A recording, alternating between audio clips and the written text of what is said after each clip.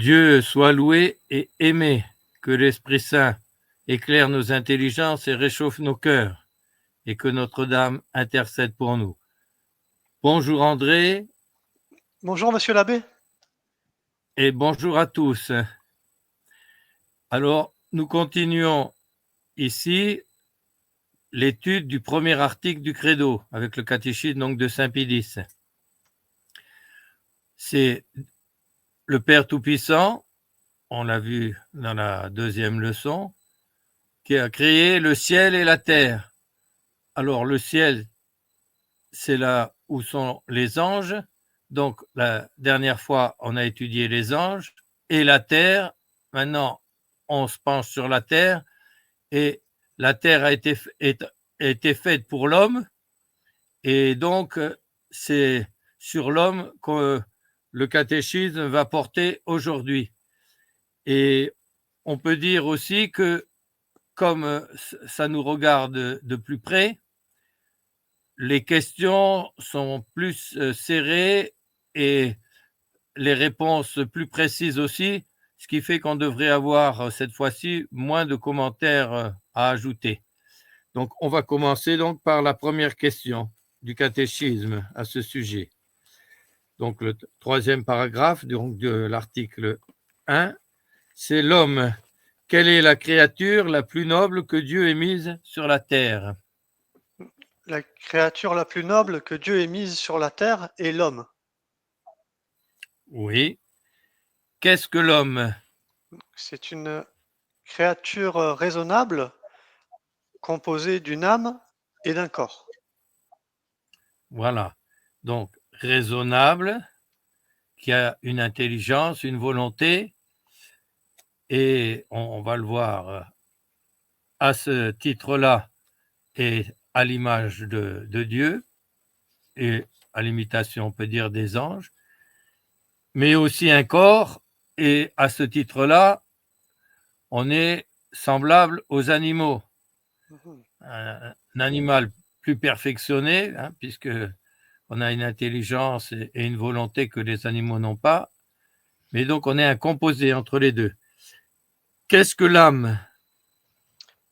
L'âme est une substance spirituelle douée Oui, d'intelligence et de volonté, capable de oui, connaître Dieu et de le posséder éternellement. oui, c'est cela. Ouais, j'ai peut-être oublié un Peut-on point. voir et Ouais, toucher, c'est bon. peut-on voir et toucher l'âme humaine? On ne peut ni voir ni toucher l'âme humaine parce que c'est un esprit. Bon, alors, dans le mot âme, il y a deux considérations, disons deux sens différents.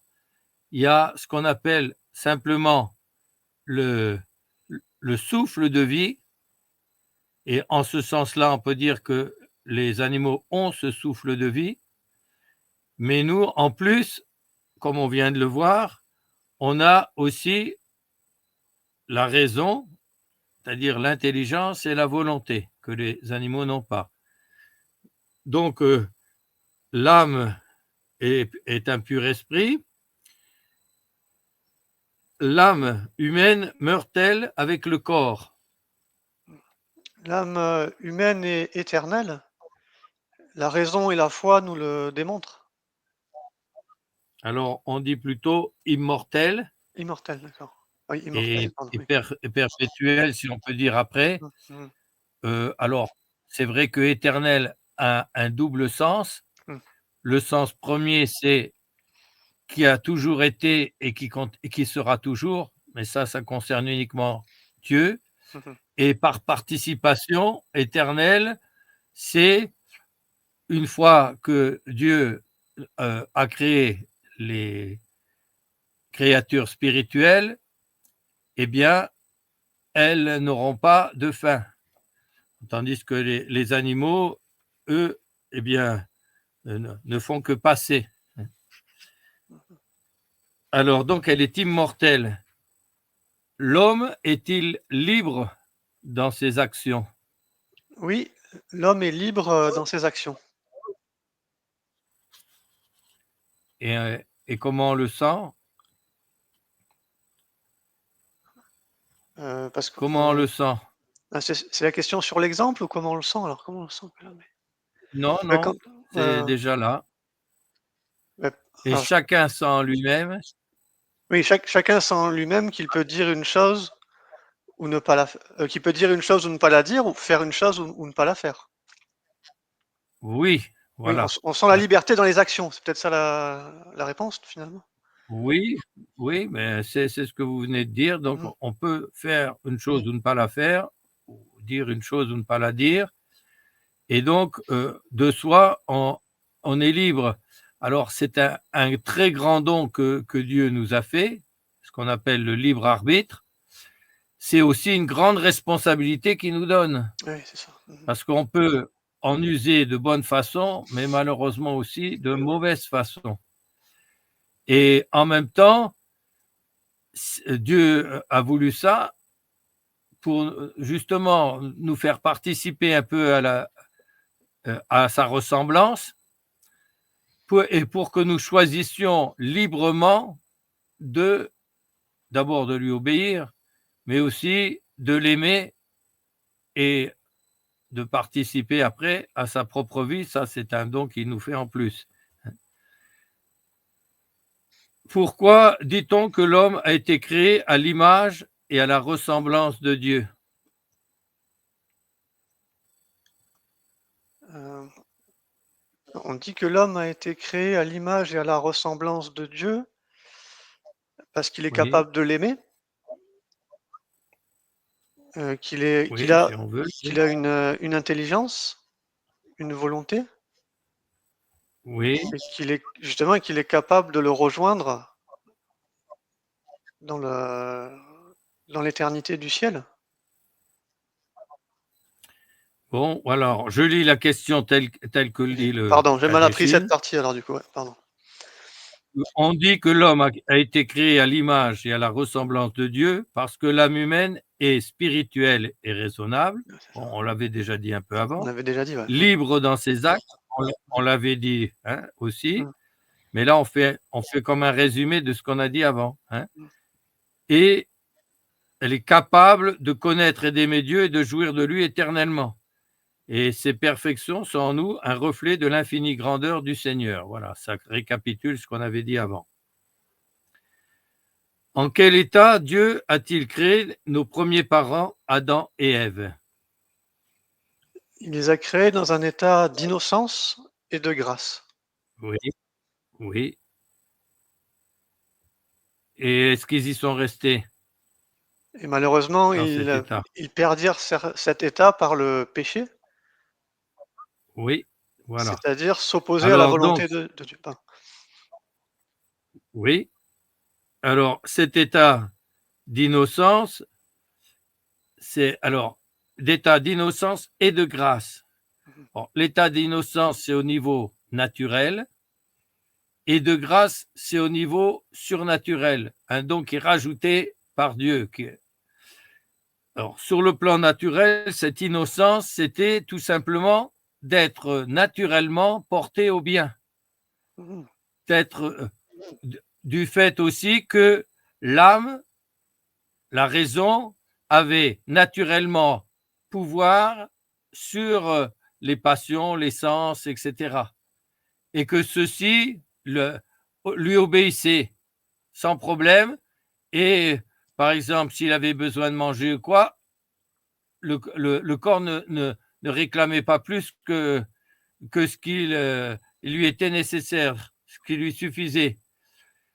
Et donc, c'était un bon ordre, un état d'innocence et donc aussi d'union à Dieu, le Créateur. Et en plus, il avait la grâce sanctifiante, c'est-à-dire, ça c'est un don. Alors, on va justement le voir dans la question suivante. Outre l'innocence et la grâce sanctifiante, Dieu ne fit-il pas d'autres dons à nos premiers parents? Si, c'était la l'intégrité, donc justement la parfaite Oui, soumission des sens à la raison. oui, oui, c'est ça. L'intégrité, donc Intégrité. parfaite soumission des sens à la raison, oui. Ce qu'on vient de dire Et finalement. ensuite, oui, et L'immortalité, encore, donc l'immortalité oui. et Donc ça veut l'immunité, dire qu'on devait, pardon, et oui, on devait pas mourir. oui. Et l'immunité, Et l'immunité l'immunité de à quoi? toute douleur et misère. Oui. Et enfin, Et la science proportionnée à notre état. Donc, c'est-à-dire c'est ça. la connaissance de Dieu proportionnée à notre état, si on peut dire. De Dieu, pas seulement, aussi des choses créées, D'accord. puisqu'on voit qu'au début de la Genèse, avant que Dieu donne une épouse, quelqu'un qui lui soit vraiment semblable à Adam, Dieu fait venir tous les animaux et il lui demande de nommer toutes les choses créées. Et l'origine du langage humain vient des noms que Adam a donnés. Après, ça s'est diversifié avec le mélange, la dispersion des langues après la tour de Babel. Mais le fond, les racines du langage et autres viennent des noms que Adam a choisis à ce moment-là. Et donc, ça, c'est qu'il avait une science donc très étendue pour pouvoir nommer les choses d'une façon proportionnée. Alors, voilà ces dons. Donc, on récapitule, hein. L'intégrité, ça veut dire que le corps était facilement et naturellement soumis à la raison et à l'âme, à la volonté, sans problème. La volonté, on peut dire aussi, suivez, parce que ce n'est pas une question d'obéissance, suivez ce que l'intelligence lui montrait, et elle n'allait pas à l'encontre de l'intelligence, parce que malheureusement, ce n'est plus le cas. Et ensuite, eh bien, il avait donc une parfaite maîtrise des passions et des sens. Bon, ça, c'est l'intégrité. Ensuite, c'était l'immortalité. Bon, il devait pas mourir. Et ensuite, l'immunité de toute douleur et misère, c'est-à-dire il n'y avait pas de souffrance. C'est quand même un don vraiment, hein. Ils étaient dans le paradis terrestre. Il y avait une atmosphère et autres qui était très favorable et autres, comme si s'ils étaient, on peut dire, tout le temps au printemps, quoi, dans des conditions optimales, ni trop chaud, ni trop froid, etc., des conditions optimales. Ils n'avaient pas besoin de travailler non plus. Il n'y avait même pas besoin de pluie parce qu'il y a les fleuves qui irriguaient tout.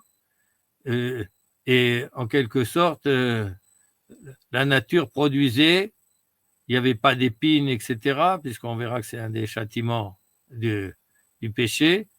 Et donc, voilà, ils étaient dans un espèce de paradis terrestre. Quel fut le péché d'Adam? Ce fut un péché d'orgueil et de grave Oui. désobéissance. Et de graves désolé. Alors, comment ça s'est fait? Par la tentation au niveau Oui, de l'arbre, enfin du fruit défendu, qui était le fruit de la connaissance du bien et du mal. oui. Et alors, comment ils en sont arrivés là? Ils en sont arrivés là par la tentation du serpent, qui leur a menti en disant Oui. qu'ils ne mourraient pas s'ils en mangeaient, Alors, à qui s'est-il d'abord adressé? à Ève, à la femme. Oui. Alors, quand on dit le serpent, disons, c'est le diable qui s'est servi du, du serpent, hein, comme plus tard il se servira de statues ou autres pour se faire vénérer des êtres humains, hein. Mmh. Et on voit dans beaucoup de vies des saints, surtout des premiers siècles, comment des saints évêques ou des saints prêtres chassaient les démons des statues et puis elles ne pouvaient plus parler. Mmh. Parce que les païens, ils allaient dans leur temple Puis ils interrogeaient, alors c'est pas la statue évidemment en elle-même qui parlait, mais c'est le démon qui, euh, qui était derrière et qui produisait des sons et qui donnait des espèces de réponses et d'oracles, comme, comme il le faisait après aussi, même dans les tribus d'Afrique et autres, aux sorciers. Bon. Alors, donc, par ce biais-là, il a tenté. Et qu'est-ce qu'il a dit à Ève? Vous ne mourrez pas, mais vous serez comme des dieux, capables de connaître Bon, le bien et le mal.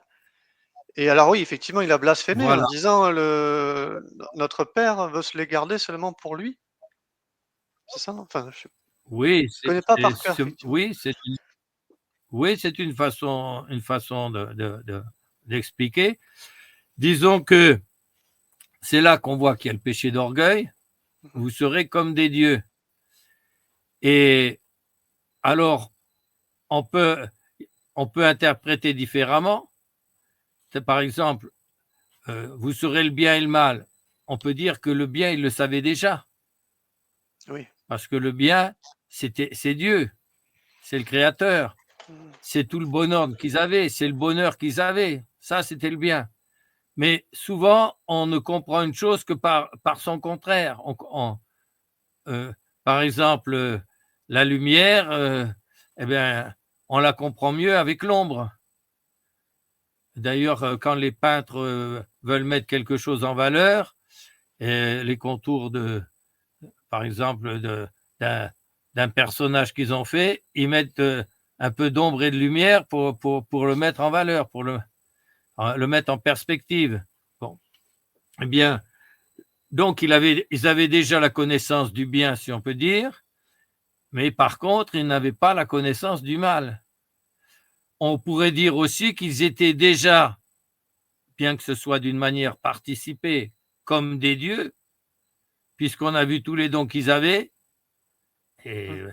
bah, qu'est-ce qu'ils pouvaient espérer de mieux, hein?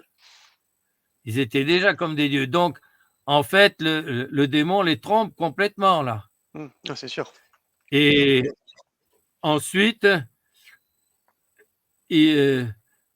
saint Thomas l'explique d'une façon plus poussée en disant, en quelque sorte, et ça ressemble beaucoup à notre époque, en quelque sorte, si vous faites ça, eh bien, vous pourrez faire ce que vous voulez. Mmh. Vous verrez qu'il vous arrivera rien. Hein.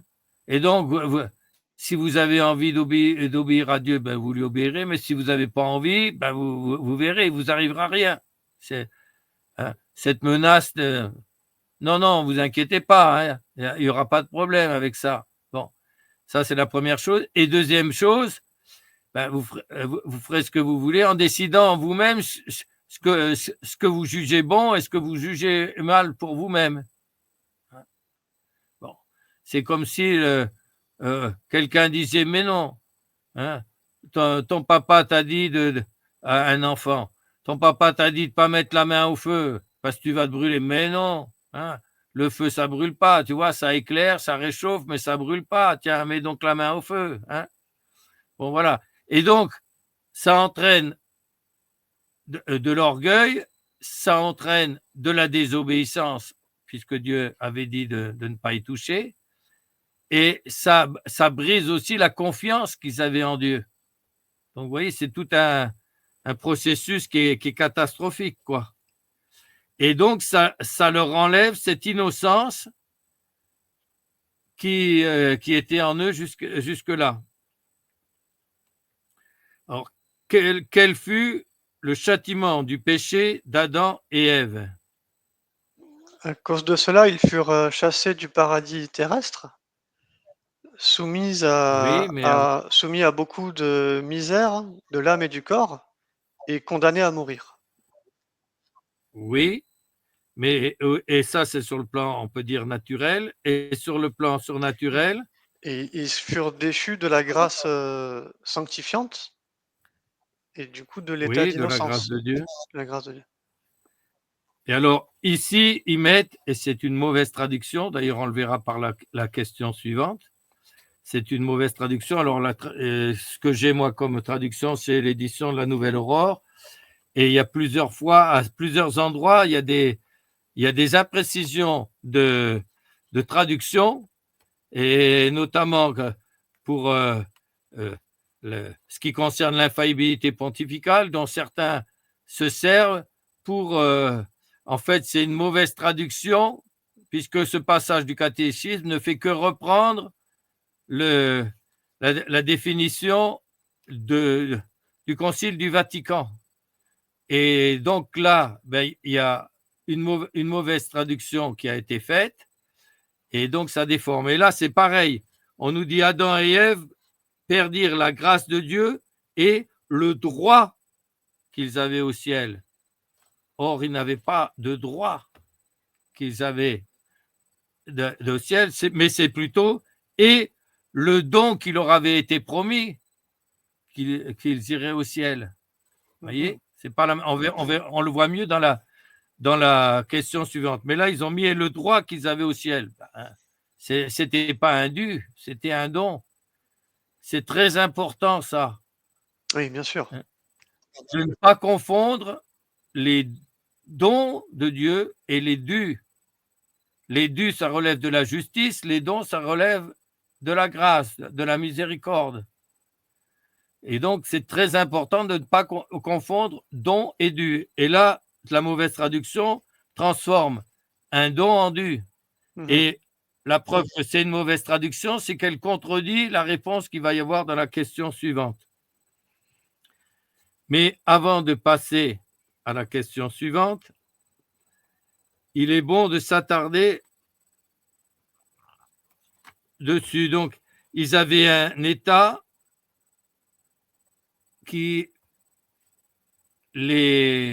naturellement les portait à aimer Dieu plus qu'eux, à avoir confiance en Dieu, à obéir à Dieu.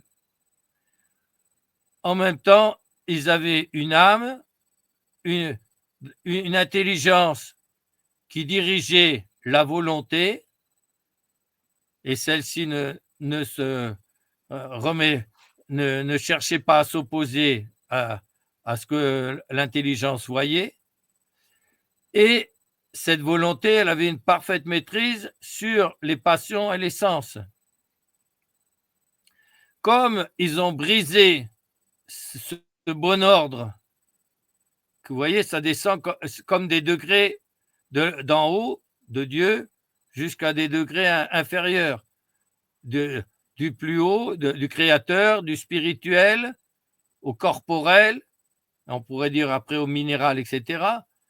Et comme ils se sont en quelque sorte rebellés ou sortis de ce bon ordre, ben, leur châtiment, ça va être notamment aussi que l'essence et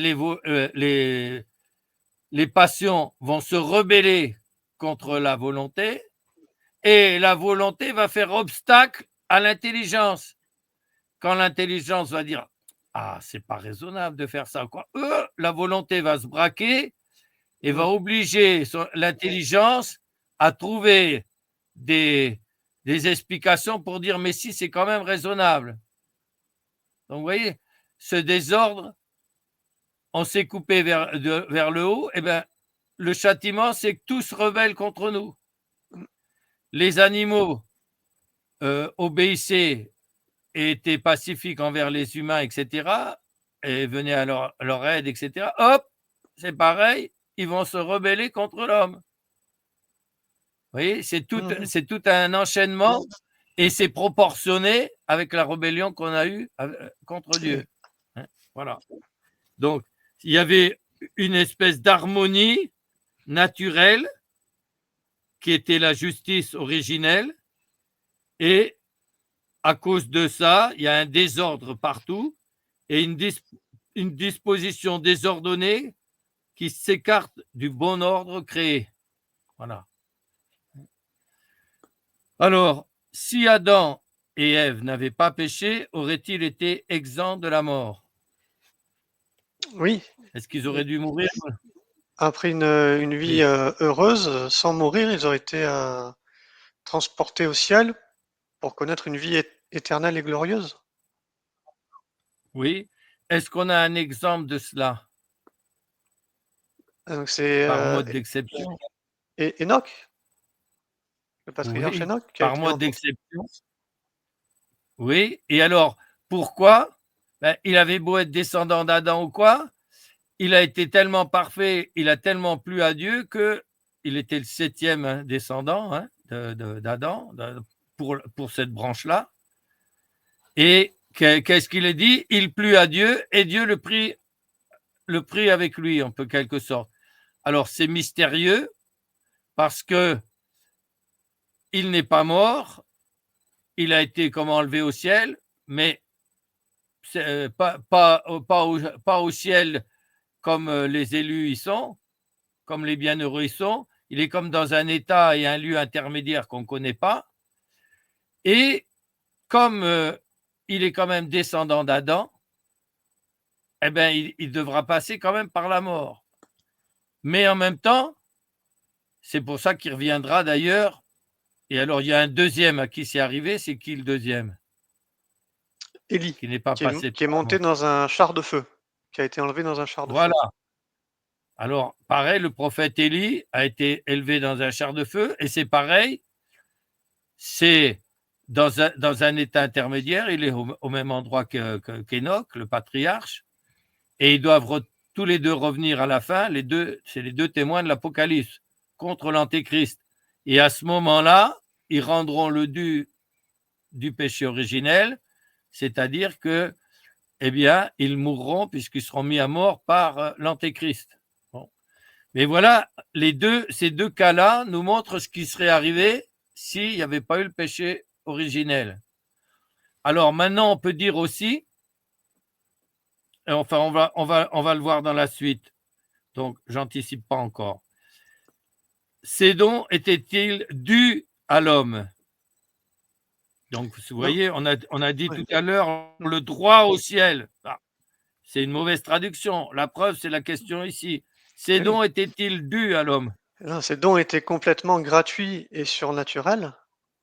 Et comme Adam a péché, a désobéi à Dieu, euh, Dieu a pu le priver de ces dons-là, à lui et sa postérité, sans injustice.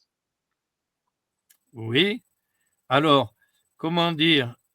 euh, la question est contradictoire, mais c'est fait exprès pour nous faire bien comprendre la différence. Si c'est un don, c'est pas un dû. Oui. Si c'est dû, c'est en justice. Si c'est un don, c'est gratuit. Donc, c'est une manière de nous faire comprendre. Ces dons étaient-ils dus à nous? Ben non, si c'était vraiment des dons, c'était pas des dus. Hein. Donc, d'où la réponse. Et donc, d'où l'erreur de traduction qu'il y a dans la question qui est deux questions avant. Hein. Alors, je ferai des précisions après, mais comme déjà les deux questions suivantes vont en partie les faire, j'attends pour les faire. Ce péché était-il propre seulement à Adam? Euh, ce, ce péché est aussi le nôtre, quoique différemment.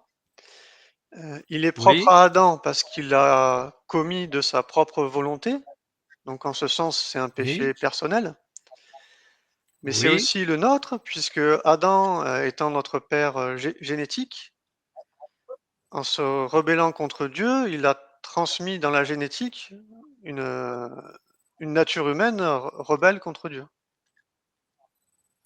oui. Alors, disons, nous est propre parce que Adam, ayant péché comme chef et souche de tout le genre humain, c'est qu'il Ouais, est le premier. mhm. Tout le monde descend d'Adam et d'Ève, Et tous donc, les êtres humains. on a un désordre viscéral Donc, en nous, alors. en- en- c'est surtout en tant que chef de tout le genre humain, son Mhm. péché est transmis par la génération naturelle à ses descendants. Et par là, il est pour nous péché originel.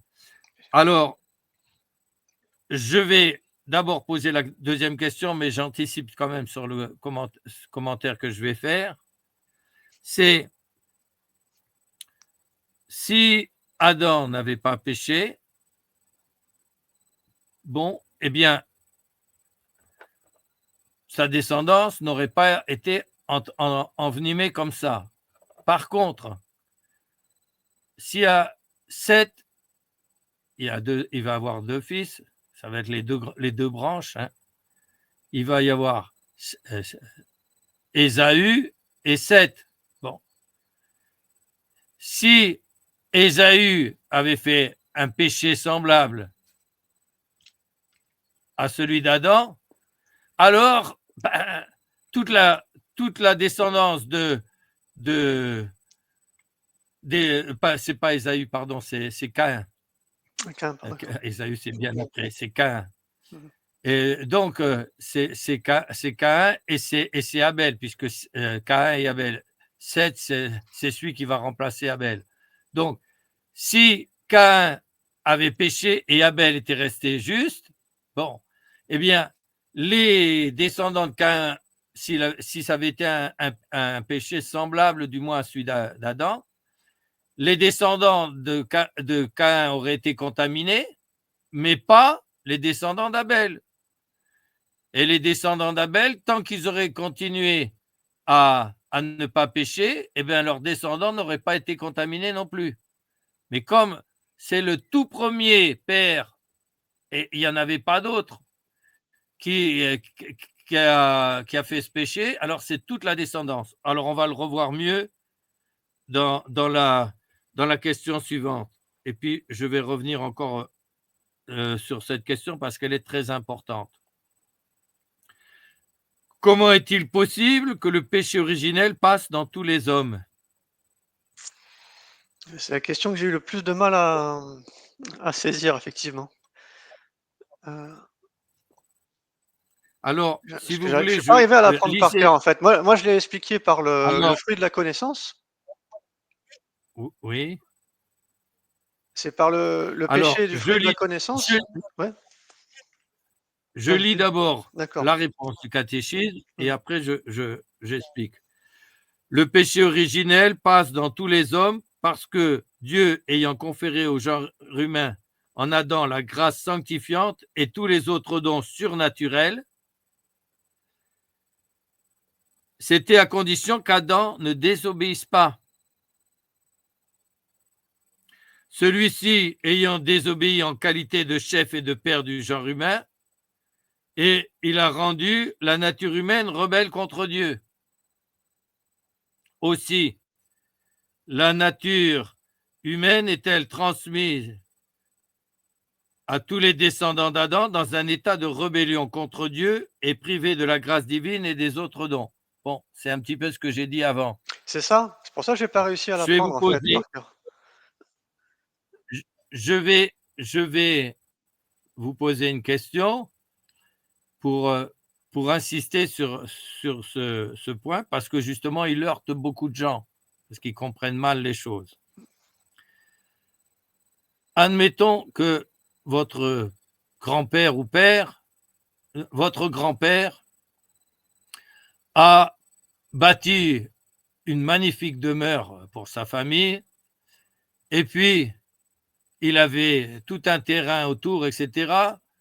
Et il l'a irrigué, il a fait des canaux, etc. Il l'a mis en valeur d'une façon magnifique. Euh, il a, il a planté de la vigne, il a, il a mis des arbres fruitiers, il a mis des champs de légumes, des champs de blé, etc. Bon, et euh, est-ce que vous trouvez normal, est-ce que vous seriez d'accord pour en hériter en étant son petit-fils? Ouais, humainement, effectivement, oui. Oui, dans une logique. Ah oui, hein. Ouais.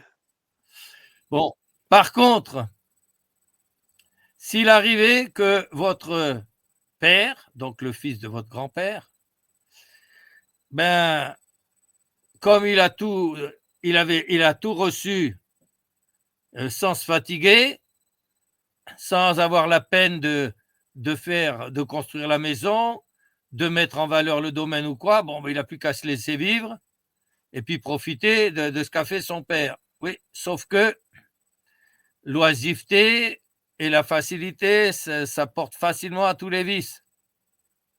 C'est aussi pour ça que le fait de la souffrance et du labeur, ça nous rend service.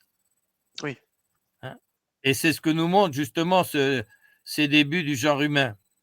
Alors, admettons que votre père, alors c'est toujours fictif ça, hein, par rapport à ce que je viens de dire, votre père, il a fait comme Noé, il a trouvé que le fruit de la vigne, ça c'est bon, etc.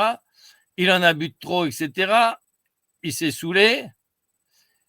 Et puis après, comme il était plus dans son état normal ou quoi, au lieu au moment de faire la cuisine ou quoi, au lieu de faire les choses comme d'habitude proprement ou quoi, il s'y est tellement mal pris qu'il a mis le feu à la maison.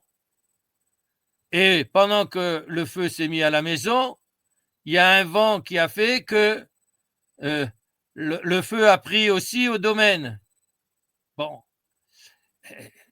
de quoi vous allez hériter, vous, de votre grand-père? Du coup, d'une ruine qu'il faut restaurer.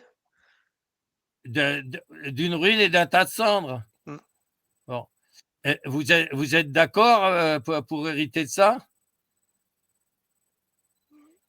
Oui, enfin, il faut Oui, essayer de mais essayer déjà de moins. le restaurer. Il faut essayer de le restaurer. Si Oui, si on peut, mais déjà effectivement, moins. si on est en Hein, condition de pouvoir le faire, oui. Ah oui.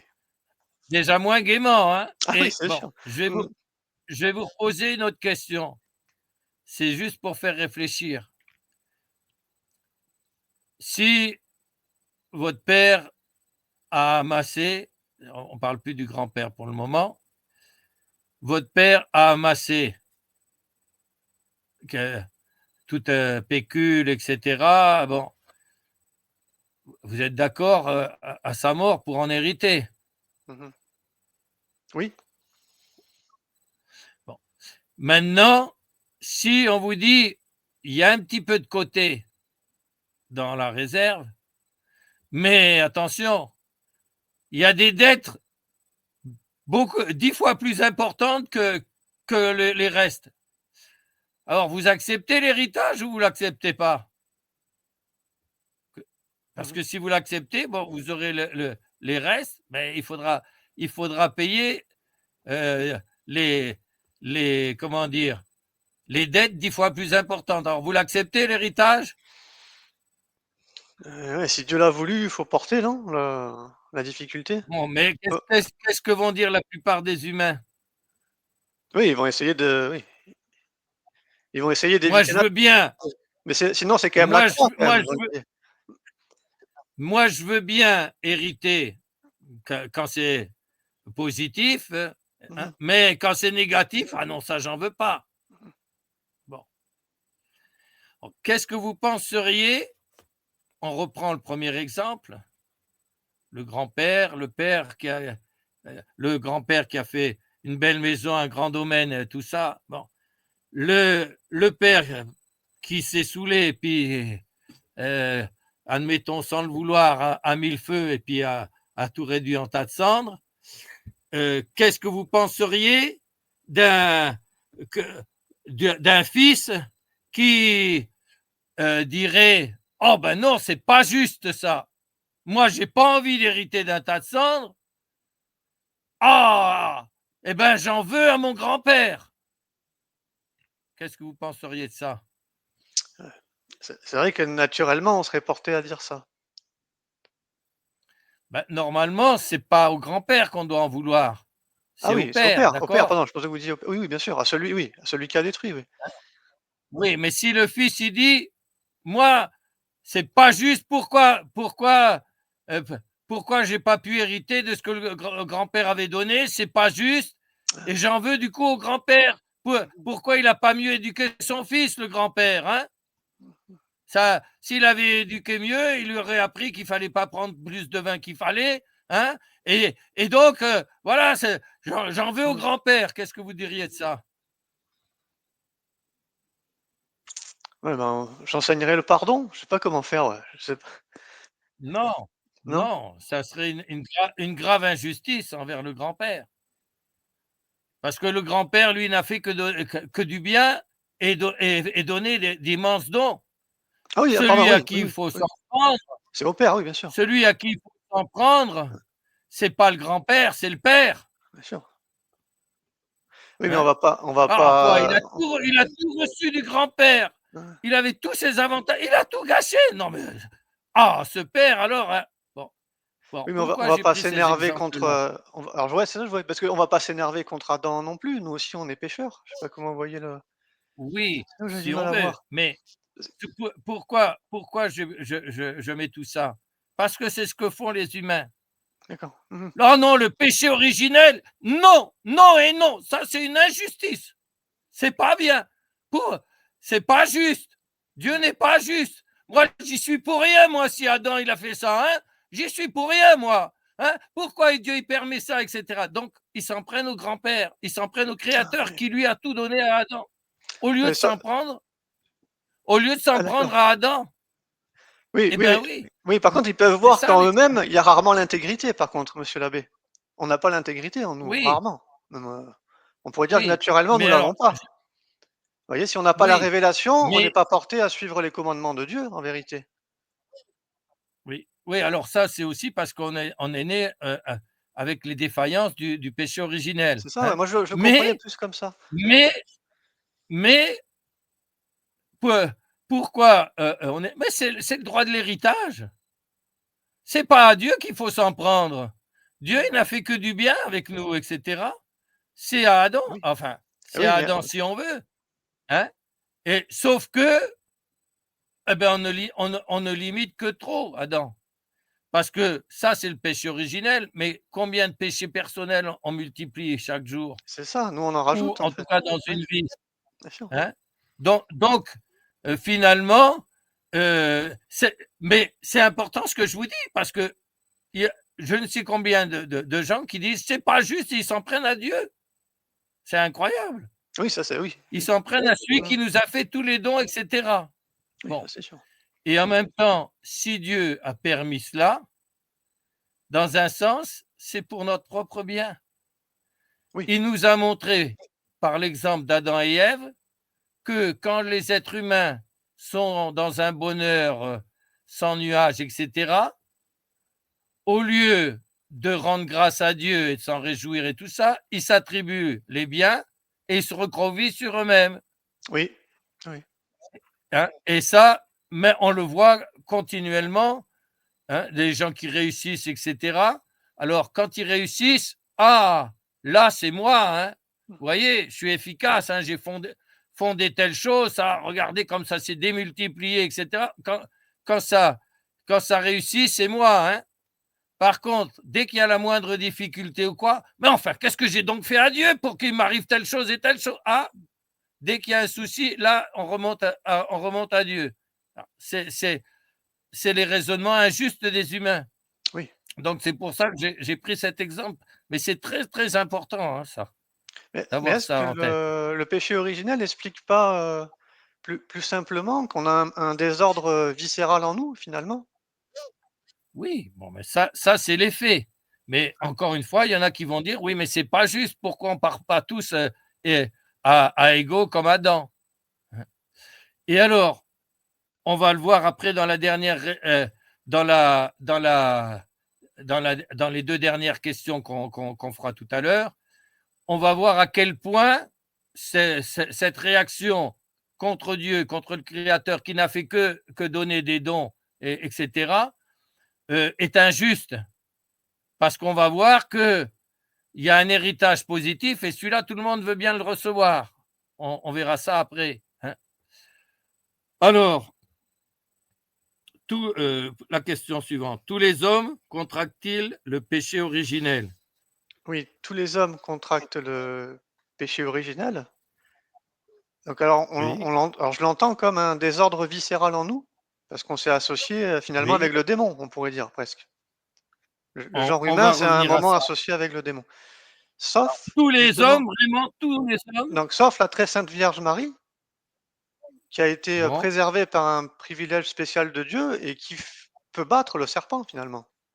C'est la seule, Et pourquoi elle a eu ce privilège spécial de Dieu? parce qu'elle est mère du Sauveur, En prévision des mérites de Jésus-Christ, en prévision des hein. mérites de Jésus-Christ. D'accord. Voilà, donc c'est un don gratuit qui Mmh. lui a été fait.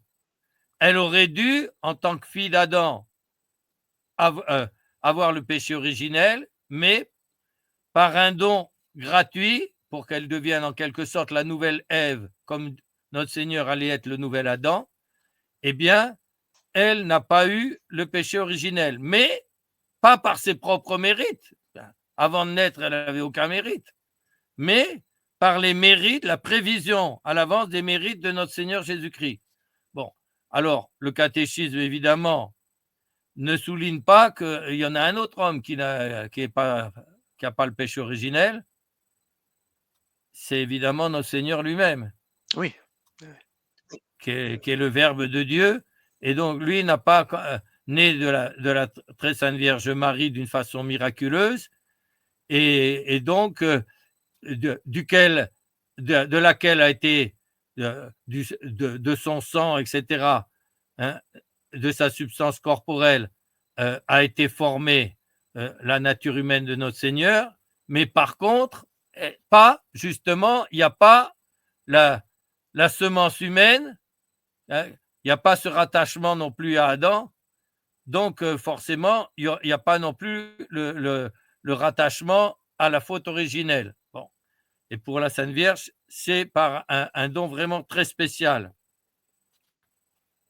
Alors, on continue avant de revenir sur ce que j'ai évoqué tout à l'heure.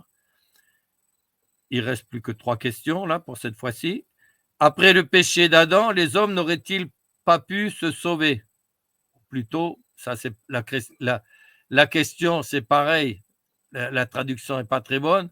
C'est pas se sauver, mais être sauvé. Bon, Mmh. c'est vrai que c'est être sauvé par Dieu, mais aussi se sauver, c'est-à-dire correspondre à la grâce de Dieu et faire ce qu'il faut pour l'être aussi, hein. Bon, d'où on peut dire aussi se sauver. Alors après le péché d'Adam, les hommes n'auraient-ils pas pu être et se sauver? Non, les hommes n'auraient pas pu se sauver si Dieu n'avait pas été miséricordieux à leur égard? Oui. Et comment Dieu fut-il miséricordieux envers le genre humain? En envoyant le Messie au temps donné pour nous délivrer de l'esclavage du démon Oui, et du péché. voilà. Il Bon, rachète le péché originel finalement, le sang de notre Seigneur. voilà. Et ça nous prépare ces 2 dernières questions au second article qu'on verra une Mmh. prochaine fois, Mmh. hein. On va On va finir la question et après je reviens sur ce que j'ai évoqué tout à l'heure. Quel est le Messie promis? Le Messie promis est Jésus-Christ, la deuxième personne de la très sainte Trinité, donc second article du Credo, Comme l'enseigne le second comme article, l'enseigne. c'est ce qu'on verra la prochaine fois. Alors, autrement dit, ceux qui s'en prennent en disant Dieu est injuste et que c'est quand même incroyable, Dieu Oui, n'a fait que des dons, etc., ça vient de notre premier père. Ça vient aussi du libre arbitre que Dieu nous a donné et du fait que malheureusement pour nous, au lieu de toujours l'utiliser comme il faut, on l'utilise souvent de façon désordonnée. Et donc, ça se retourne contre nous. Que si Dieu a fait 10 commandements, encore une fois, c'est pas contre notre bien et pour, comment dire, pour nous visser, pour nous lier sans nécessité, etc. Mais c'est parce qu'il sait que en allant outre, on se fait du tort à soi-même. Comme l'enfant qui met quand même la main au feu alors que son père l'a prévenu. Bon. Et alors, c'est d'autant plus injuste, ingrat envers Dieu le Père, envers le Créateur, que justement, il nous a rachetés d'une manière encore plus admirable qu'il nous a créés. Car là, avec Jésus-Christ, eh bien, il y a des conditions, mais on peut hériter du deuxième Adam. Alors, on ne va pas être délivré entièrement des conséquences du péché originel, de ce désordre, de cette rébellion des sens contre la volonté, de la volonté contre l'intelligence, mais ça va être diminué et surtout, le péché, la tâche originelle va être ôtée par l'application du sang de notre Seigneur, de notre Sauveur, par le baptême. Et donc, de cette manière-là, on va hériter de bien mieux que, en quelque sorte, ce qu'on a perdu. Et on va avoir un chef bien meilleur qu'Adam, puisque ça ne sera pas seulement un pur homme, mais ça sera le Verbe de Dieu, la deuxième personne de la Sainte Trinité incarnée. Mon Dieu, mais quel avantage! Et en plus, comme on a vu que dans l'état de faiblesse où on est, ça sera plus pareil pour les élus au ciel. Là, ils auront un corps glorieux qui sera encore plus parfait que ce que Adam avait. Et surtout, ils auront la vision béatifique qui font qu'ils ne pourront plus pécher, ils ne pourront plus s'écarter de Dieu, etc. Mais dans notre faiblesse actuelle, eh bien, quand on a trop de bien, trop de réussite, etc., ben souvent, ça se retourne contre nous. Et pourquoi? Ben parce que l'orgueil est la matrice de tous les autres péchés. Quelqu'un qui n'a pas grand-chose et qui est pauvre, ben, il va facilement, à moins d'être irréfléchi ou quoi, il va facilement être humble. Il se sent petit, etc. Et il le reconnaît plus facilement. Tandis que celui qui a reçu des grands dons, n'oublions pas, un certain Lucifer. Lui aussi, il avait reçu des grands dons, etc. Donc, il s'en est cru. Et il a cru qu'il allait pouvoir, sortir de sa place et donc pas rester là où Dieu l'avait mis, etc. Et que ça allait être pour son propre bien, etc. Alors que ça a été pour son mal et sa perdition. Donc, en quelque sorte, c'est cette période-là, avec les souffrances, avec les efforts à faire, eh bien, dans un sens, ça nous rend service. Et en plus, avec les dons, avec l'héritage du deuxième Adam qu'on reçoit au baptême, avec les exemples de notre Seigneur, avec sa doctrine sublime, avec les exemples qu'il a donnés dans l'Évangile et qu'il a donnés à travers ses saints, puisque comme le dit saint François de Sales, cette magnifique formule, la vie des saints est à l'Évangile, ce qu'une musique chantée ou jouée est à une musique portée. Voilà. Ça veut dire que on nous donne des saints comme modèle parce qu'ils ont bien imité notre Seigneur et bien pratiqué l'Évangile. Bon. Eh bien, tous ces avantages-là, etc., on part, nous, avec des dons bien supérieurs à ceux de l'Ancien Testament. Oui. Et avec le baptême et avec surtout la vie de notre Seigneur, l'Évangile, etc. Et 2000 ans d'Église, 2000 ans d'exemples de saints, 2000 ans d'enseignement, puisque c'est l'enseignement-là qu'on ne fait que reprendre avec le catéchisme de Saint-Pédis, avec les lois, etc., etc. Donc, merci mon Dieu. Merci mon Dieu, vous êtes infiniment bon et infiniment sage. Et si vous avez permis cette chute d'Adam, c'est à la fois pour la dignité que vous lui avez donnée d'avoir le libre arbitre, mais comme aussi le dit si bellement saint Augustin, c'est parce que vous êtes capable de tirer du mal un plus grand bien. Voilà. Eh bien, voilà donc pour cette leçon d'aujourd'hui. Et on va en rester là. Et donc, la prochaine fois, on entamera le second article qui concerne justement le second Adam et l'héritage bien plus beau qu'il nous donne par rapport à celui qu'on a perdu avec le premier. Voilà. Merci à vous, André. Merci à tous ceux qui nous ont écoutés jusqu'ici. Et s'il plaît à Dieu, à une prochaine fois. Merci, monsieur l'abbé, pour tous ces enseignements.